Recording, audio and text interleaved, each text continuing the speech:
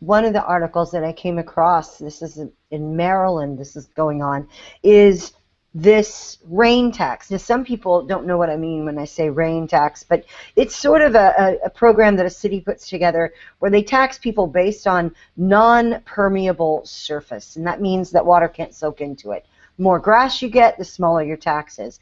The more pavement you have, like parking lots, the higher your taxes on this particular thing. It's sort of added to your water bill or whatever, and it's supposed to be used for drainage projects and whatever.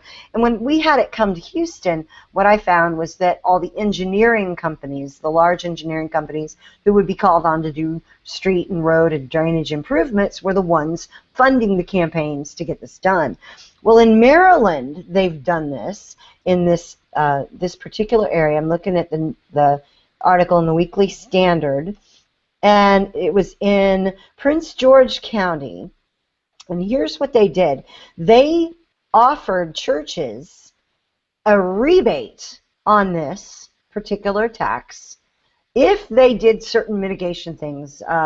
They had to do, I think it was rainwater barrel storage, some sort of things like this. They had to make some adjustments in order to have that tax rolled back or rebated to them. And then what they said is that these churches had to actually preach a little bit on environmentalism as well.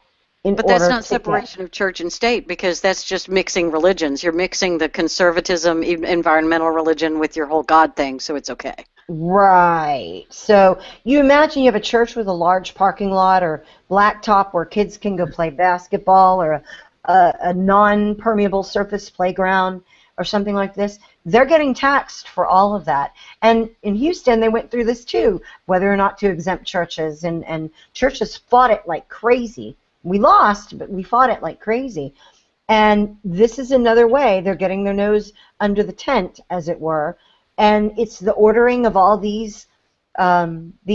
clerisy again, who've come up with this, right. Oh, this is how we have to do, this is what they're doing.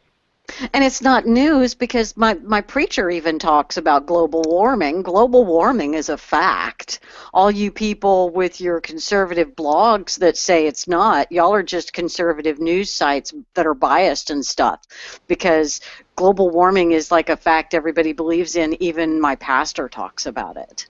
He talked about it that day we got our new parking lot. Yeah. Leslie, and that's how it works. I have to chime in, Leslie. You offended me moments ago. You said God. The proper term is Gaia. Oh, so sorry. Yeah, sorry. I'll let you off with it. But, you see, as somebody who is proudly determined and dedicated to paving over all of nature.